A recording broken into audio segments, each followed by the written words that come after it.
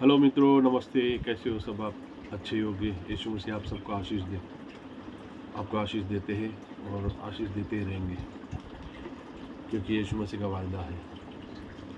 वो कभी किसी को श्राप नहीं देता, वो सबको आशीष ही देते हैं।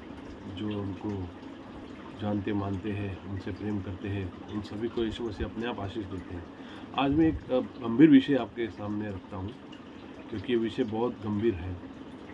हमारे देश को, हमारे देश मतलब हमारी ज़मीन को, हमारी धरती को, जगत की कोई भी धरती हो, जगत का कोई भी देश हो दुनिया का, तो सभी देश देखो कैसे अपवित्र होता है। तो बहुत सारे अपवित्रता की बात है, लेकिन ये कुछ विषय जो है वो सामान्य, आज जो पूरा जगत, भारत देश की नहीं लेकिन पूरे जगत की बात कर रहा हूँ, ठीक है। तो देखिए कैसे होता है। तो परमेश्वर ने, ये पुराना नियम है, नया नियम नहीं है। यीशु मसीह के आने के बाद पुराना नियम खत्म हो गया। अभी नया नियम आया तो यीशु मसीह का नाम लेते हैं। तो उसमें जो पुराने नियम में जो नीति नियम दिए थे, वो सारे नीति नियम यीशु मसीह ने अपने ऊपर उठा लिए। तो यीशु मसीह का नाम लेते ही सारे जो पाप है वो सब धुल जाते हैं। तो देखो ये पुराने नियम में कैसे कैसे पाप होते। तो आज जो यीशु मसीह को नहीं मानते, उनको इस पाप को भुगतना पड़ेगा। तो देखो, लेकिन मसीह लोग जो है उनको भी भुगतना पड़ेगा। वो कोई ऐसा पाप तो करते ही नहीं है। अगर वो करते हैं जाने अनजाने में, तो वो उनको यीशु मसीह का कोई फ़ायदा नहीं है। तो यीशु मसीह के जानने के बाद ये पाप कोई नहीं करे।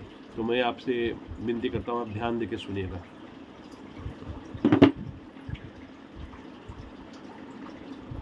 हाँ, तो चलिए मित्रों सुनते हैं।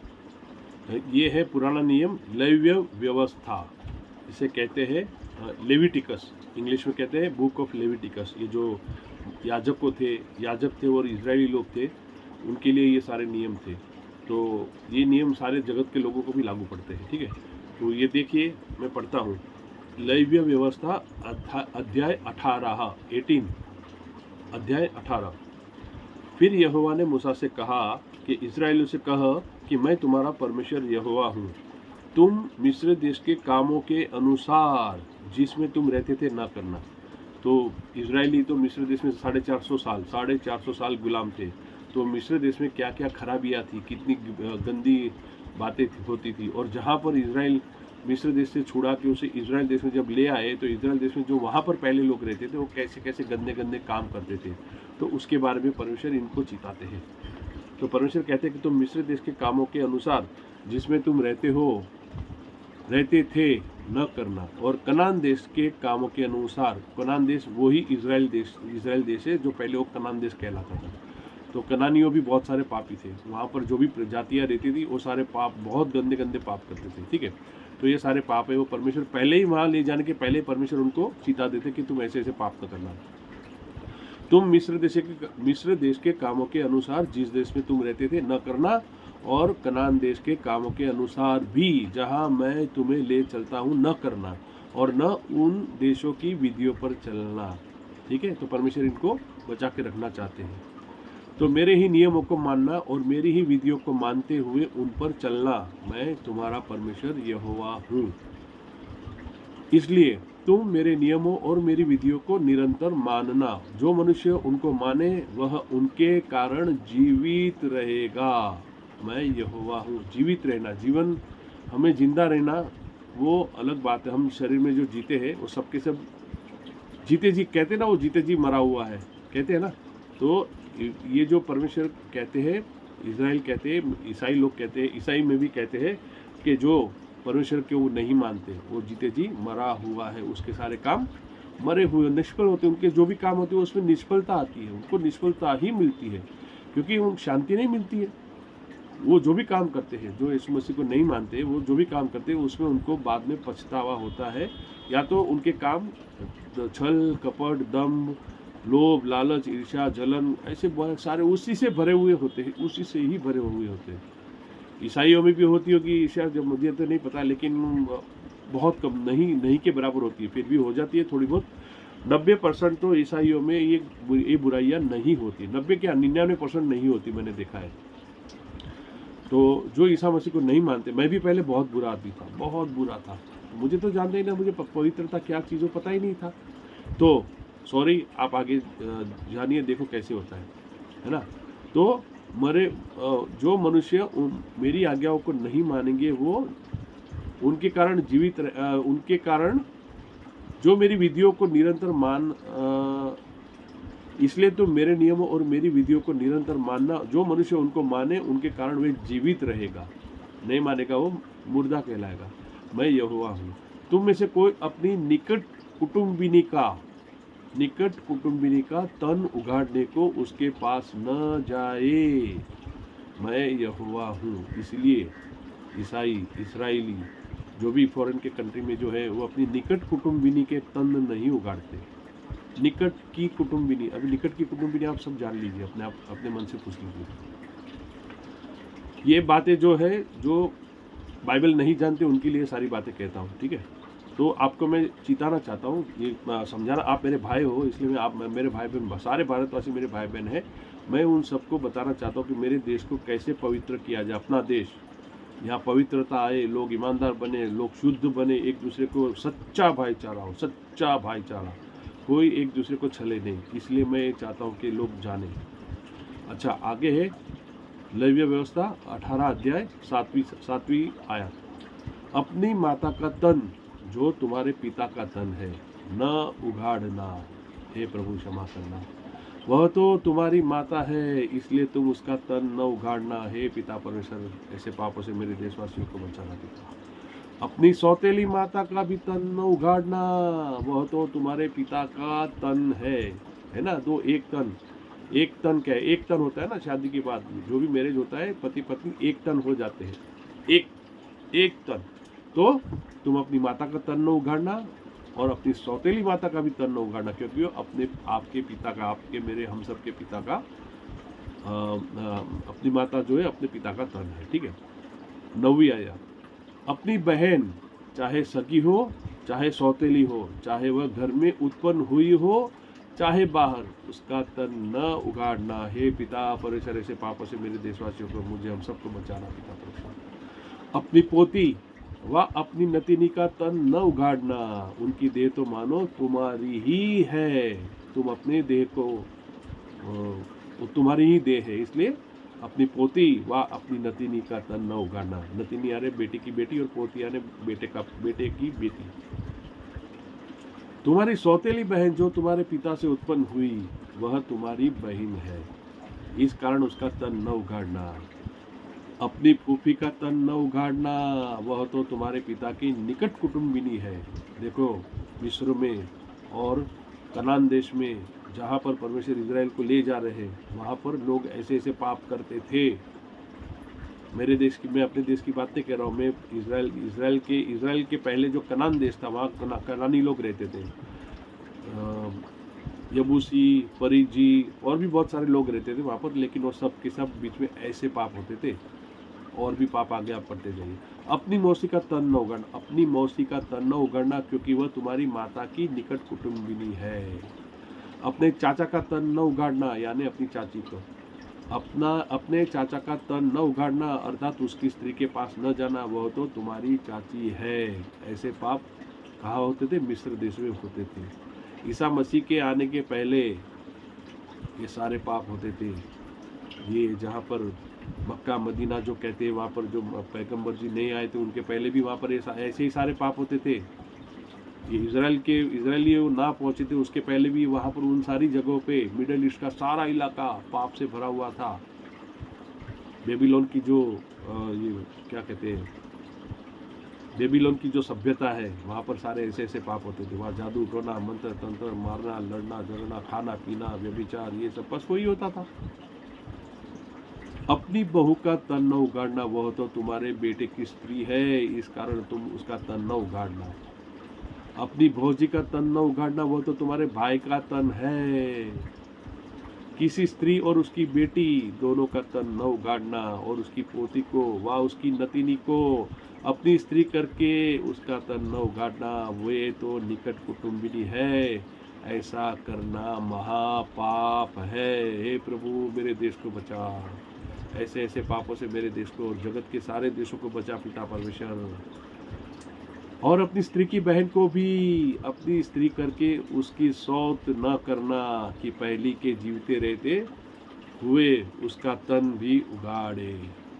देखो, किसी का दिल दुखाना वो सबसे बड़ा महापाप है, किसी का भी दिल दुखाना। उसकी नतीनी को अपनी स्त्री करके उसका तन न उगाड़ना, वे तो निकट कुटुंबिनी है, ऐसा करना महापाप है। और अपनी स्त्री की बहन को भी अपनी स्त्री करके उसकी सौत न करना, कि पहली की जीवित रहते हुए उसका तन भी उगाड़े।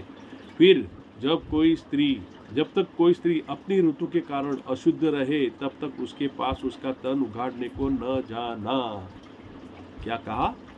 जब तक कोई स्त्री अपने ऋतु के कारण अशुद्ध रहे, तब तक उसके पास उसका तन उगाड़ने को न जाना।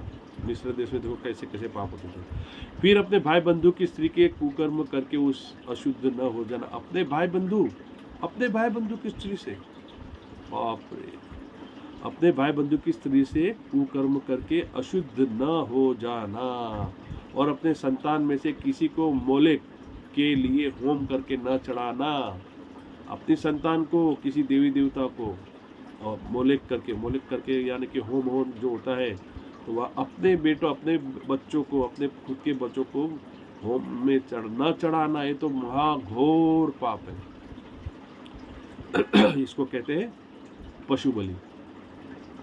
और न अपने परमेश्वर के नाम को अपवित्र ठहराना। मैं यहोवा हूँ, मैं परमेश्वर यहोवा हूँ। देखो कैसे कैसे पाप होते थे। स्त्री गमन की रीति पुरुष गमन भी न करना, वह तो घिनौना काम है, उससे देश की धरती अपवित्र होती है। ये सारे कामों से देश की धरती अपवित्र होती है। किसी जाति के पशु के साथ पशु गमन करके अशुद्ध न हो जाना। और न कोई स्त्री पशु के सामने इसलिए खड़ी हो कि उसके संग कुकर्म करे, यह तो उल्टी बात है। इसे हमारे देश की यानी हमारे देश जगत के सभी देशों की धरती, जिस देशों में, जिस शहरों में, गांव में जो भी ऐसे काम होते हैं, वो सारी जगह अपवित्र हो जाती है। और वहाँ पर भी शैतानी काम होता है। वहाँ किसी भी प्रकार से शांति नहीं आती। जहाँ जिस जगह में शांति नहीं है, जिस देश में मार धाड़ लड़ाई झगड़ा और होता है, वहाँ देख लेना कि वो ऐसे इससे भी, ये तो अभी छोटी सी बात है, अभी तो पूरी किताब भरी हुई है ऐसे पाप से भरी हुई। ऐसे पापों से परमेश्वर ने सबको बचाया। और इन सबसे ऐसे पाप होते थे मनुष्यों के द्वारा, ऐसे पाप होते थे। इसलिए परमेश्वर खुद यीशु मसीह के रूप में इस धरती पर आया, ताकि सारे पाप अपने पर उठा ले। इसलिए परमेश्वर ने यीशु मसीह का बलिदान हुआ। इसलिए परमेश्वर यीशु मसीह कितने महान व्यक्ति है, इस जगत में महान परमेश्वर है, महान पूज्य है। उसके सिवा और कोई पूजने के लायक मेरे लिए तो नहीं है। मैं तो नहीं और किसी को पूजूंगा, क्योंकि मेरे सारे पाप वो अपने पर वहाँ पर चले गए। और मैं भी उन सारे पाप से बच गया। मैं करता ही नहीं ऐसा पाप, सोचता भी नहीं हूँ। ऐसा कोई भी काम करके अशुद्ध न हो जाना, क्योंकि जिन जातियों को मैं तुम्हारे आगे से निकालने पर हूँ, वे ऐसे काम करके अशुद्ध हो गई है। क्या कहा मैंने पहले कि परमेश्वर ने उनको ले जाने के पहले ही उनको अभी तक ले नहीं गए वहाँ पर।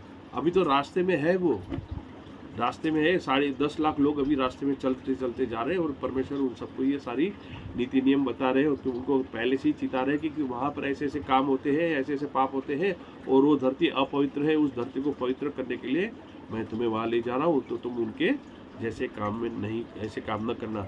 ऐसे कोई भी काम करके अशुद्ध न हो जाना, क्योंकि जिन जातियों को मैं तुम्हारे आगे से निकालने पर हूँ, वे ऐसे काम करके अशुद्ध हो गई है, और उनका देश भी अशुद्ध हो गया है। देखा देश कैसे अशुद्ध होता है, ऐसे काम करने से। इसके आगे भी बहुत सारे पाप चलेंगे, मैंने पढ़े ने, और इसके पीछे भी बहुत आने वाले चैप्टर में बहुत सारे पाप हैं। तो ऐसे पाप से बचाने के लिए परमेश्वर ने यीशु मसीह को इस धरती पर भेजा था। और उनका देश भी अशुद्ध हो गया है, इस कारण मैं उस पर उसके अधर्म का दंड देता हूँ, और वह देश अपने निवासियों उगल देता है।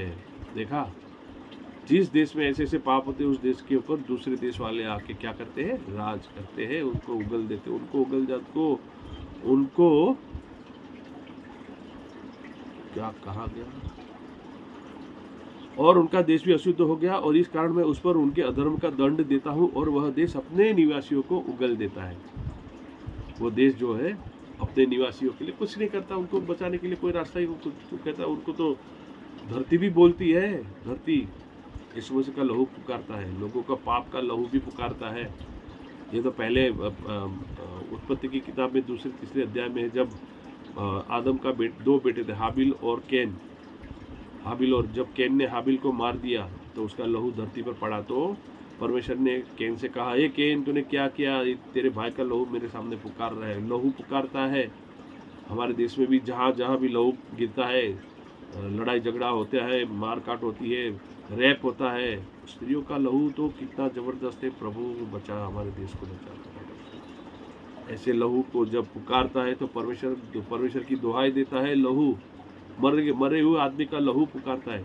एक्सीडेंट में जो मर जाते हैं उनका तो नहीं, एक्सीडेंट का तो कुछ अलग चीज़, लेकिन जो मार काट में जो मर जाते हैं तो वो लहू बदला चाहता है। परमेश्वर से कहता है कि तू हमारा बदला ले, वो लहू बोलता है। ऐसी ऐसी बातें हैं, जो व्यभिचार होता है, जब ये क्या कहते हैं, रेप होता है, तो ये सारी बातें सब, सारा लहू पुकारते, परमेश्वर सब देखते हैं। तो परमेश्वर कहता है कोई मुझे पुकारे तो मैं उनको उत्तर दूं। कोई पुकारता नहीं परमेश्वर को। धन्य हो यीशु मसीह, इस धरती पर आए, आपने हमें पुकारना सिखाया। लेकिन मैं तो आप सबके पापों के लिए, आपके, मेरे, हम भारत देश के, जगत के सारे देशों के पापों के लिए, सारे चर्च वाले हैं, हमारे चर्च में नहीं, सारे जगत के सभी चर्चों में इस पापों के लिए ही पश्चाताप की प्रार्थना होती है।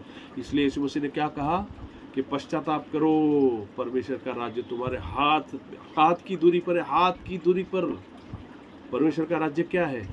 प्रेम, शांति, आनंद, कृपा, भलाई, करुणा, दया, सहनशीलता, संयम, धीरज, और ये जो अच्छे अच्छे सारे गुण हैं वो। और पाप का राज्य क्या है? छल, कपट, ईर्ष्या, लड़ाई झगड़ा, व्यभिचार, नशा, क्या क्या चीज है। उसे तो देखो, हर एक घर में अशांति होती है। जिस घर में ये पाप होते हैं, जिस लोगों के यहाँ ऐसे ऐसे पाप होते हैं, उस घर में अशांति है, अशांति ही होगी। आपस में लड़ते होगे, या तो अगल बगल में लड़ते होगे, नहीं तो वो अपनी ही जलन में, अपनी ही बातों में, अपने ही कामों के कारण, अपने कामों के परिणाम के ऊपर वो जलते होंगे। अशांति नहीं मिलेगी, शांति नहीं मिलेगी, अशांति होगी उनके यहाँ पर।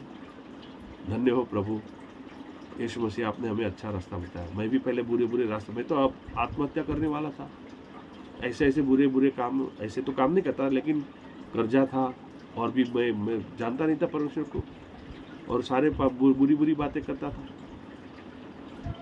तो मैं पहले बहुत बुरा आदमी था, लेकिन धन्य हो यीशु मसीह का, धन्य हो जो मेरे अड़ोसी पड़ोसी जिसने मुझे बचाया। मैं तो उनको धक्के मार के भगा देता था, धक्के मारता था। हमारे नीचे ऊपर बहन रहती थी, हमारे नीचे जो भाई रहते थे, हमारे सामने भी एक भाई, उनको तो मैंने बोला था गोली मार दूंगा। डंडा लेके हमने बैठे थे, मैंने आगे के वीडियो में सुन लीजिएगा। हम तो डंडा लेके, सारी कमेटी वाले 25 डंडे लाए थे हम लोग ने, हर एक घर वालों को दिए थे कि इनको मारेंगे, भगाएंगे यहाँ से। लेकिन जो जगत का उद्धार करने के लिए प्रार्थना करते हैं, भारत देश के लिए जो प्रार्थना करते हैं, और आप उन लोगों के लिए कृपा करके ऐसा ना करें, क्योंकि भारत देश को भी पवित्रता की ज़रूरत है। पवित्रता, हमें धार्मिकता की ज़रूरत नहीं है, हमें आत्मिकता की ज़रूरत है। आत्मा परमात्मा से जोड़ना है।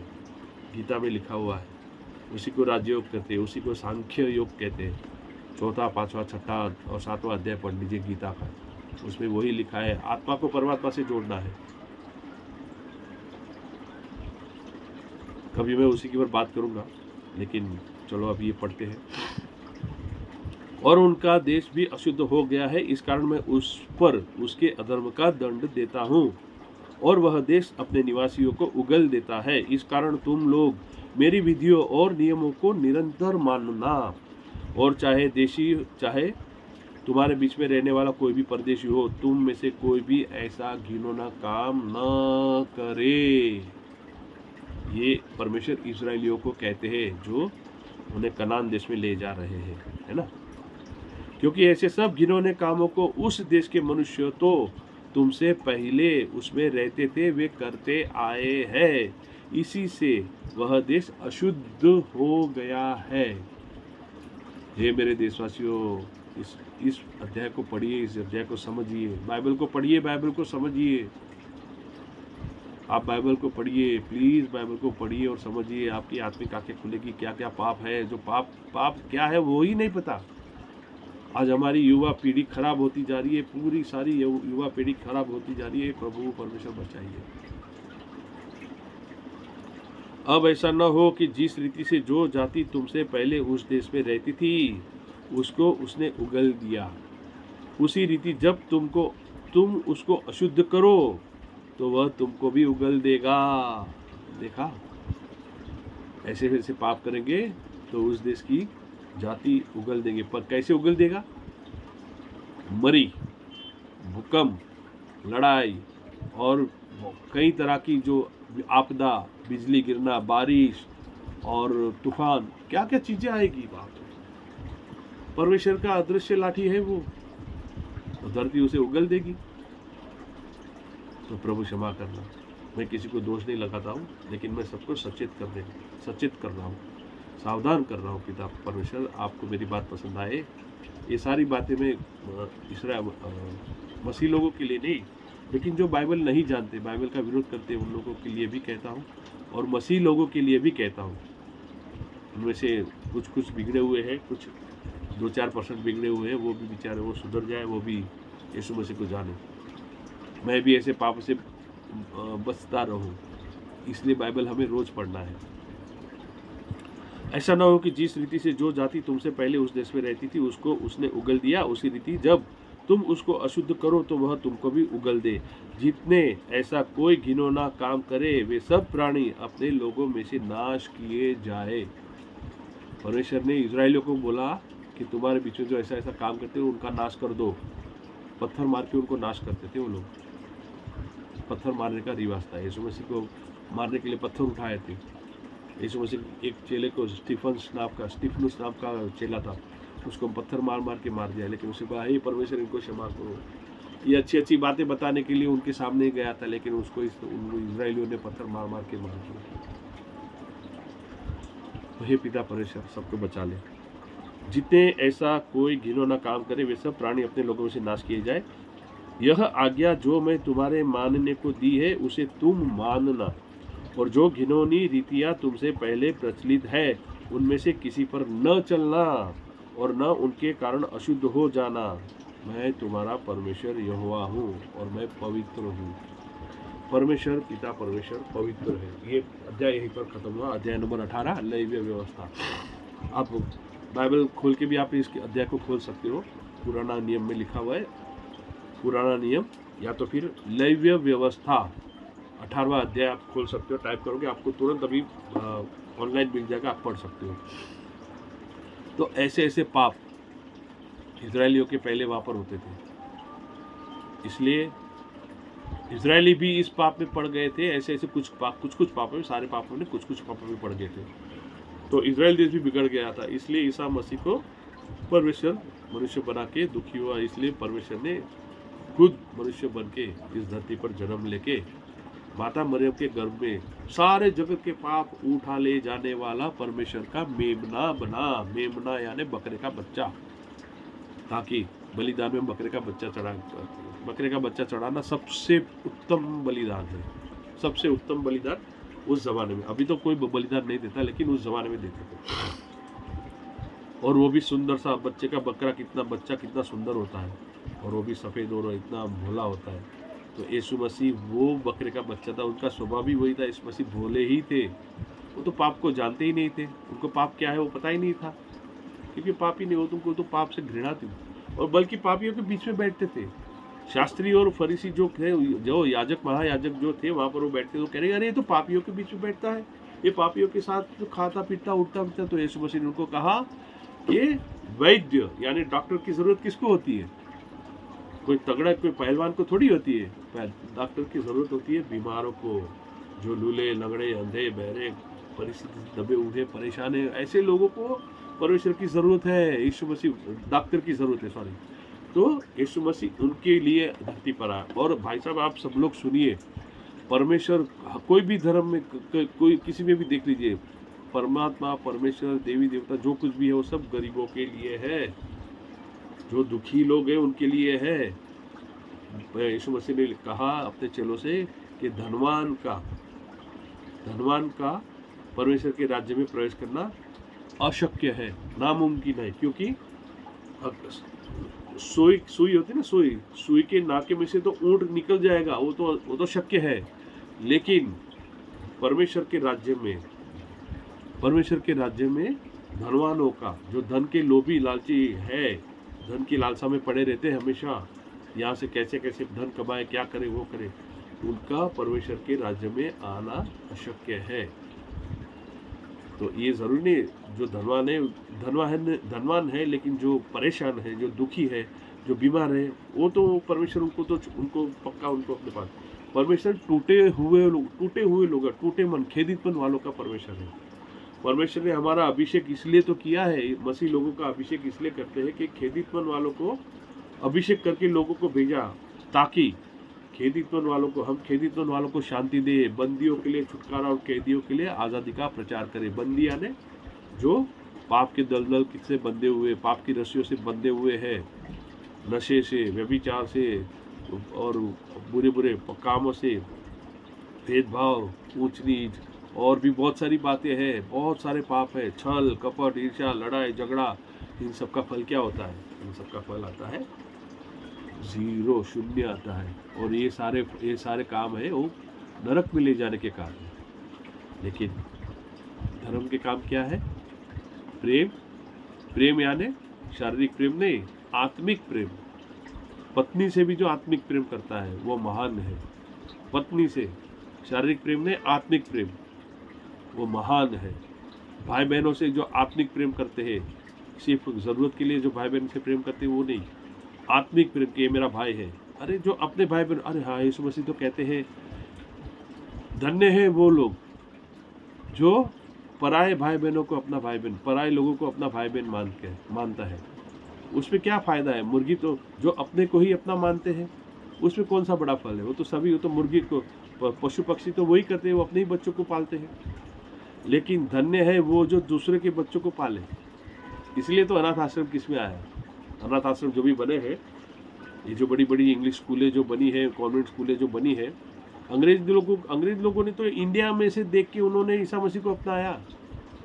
यहाँ पर 3री सदी में संत थॉमस आए थे और उनके जो चमत्कार देख के फिर अंग्रेजों ने ईसा मसीह को अपनाया। आप इतिहास पढ़ लीजिए। तो धन्य है जो यीशु मसीह को सीखे, जानो, यीशु मसीह को जानो, बाइबल पढ़िए और आप समझिए यीशु मसीह क्या चीज़ है। मैंने जब उनके बारे में जान लिया तो मैं तो धन्य हो गया। प्रभु का कोटि कोटि धन्यवाद, उन भाई बहनों का धन्यवाद जिन्होंने मुझे यीशु मसीह दिखाया। मैंने तो मेरी वाइफ को घर से भगा दी थी, तो आपने मेरे पिछले वाले एक वीडियो में देख लीजिएगा। तो ऐसी बातें हैं। यीशु मसीह आप सबको आशीष दे। ऐसी अद्भुत बातें पढ़िए, सीखिए, जाने। प्रभु यीशु मसीह आप सबको आशीष करे। यीशु मसीह आपका कोटि कोटि धन्यवाद। पिता आपने अच्छी बातें सिखाई। पिता मुझे भी पढ़ना बताया, क्योंकि ऐसे पढ़ने से मेरे अंदर भी आपकी बातें, आपकी सामर्थ्य जागृत होती है पिता परिषद, और मैं आप में बना रहता हूँ पिता। इसी तरह ये सब भाई बहन भी जो पढ़े वो भी आप में बने रहे पिता परिषद। आपका राज्य, आपका आत्मा, आपकी आनंद इन सभी भाई बहनों के ऊपर पूरा हो। भारत देश में भी आपका आनंद पूरा हो। भारत देश भी आपकी तरफ पवित्र बने पिता परिषद, और हर एक प्रकार के पापी नहीं, पाप दूर हो पिता परिषद। हालेलुया। इन सभी भाई बहनों का आशीर्वाद करेगा यीशु के नाम से। देखिए, हम सबका, मनुष्य जाति का शत्रु कौन है? मनुष्य नहीं है। मनुष्य के अंदर जो बैठता है, मनुष्य को जो चलाता है, मनुष्य के अंदर जो विचारधारा चलाती है, वही मनुष्य की शत्रु है, वही मनुष्य की शत्रु है। इसलिए आप बाइबल पढ़िए, तो बाइबल के बारे में जब आप जानोगे तो आप सच्चे दिल से, सच्चे हृदय से आप परमेश्वर के संतान बनोगे और सच्चे मानव जाति के सेवक बनोगे। आपको पता चलेगा उसमें कोई भेदभाव नहीं रहेगा, कोई ऊंच नीच नहीं होगी, और कोई किसी भी तरह की कोई बुरी बातें नहीं होगी। तो जो भी ऐसी बातें करते हैं, ईसाइयों में से जो भी ऐसी बातें करें, भाइयों आप ना करें प्लीज।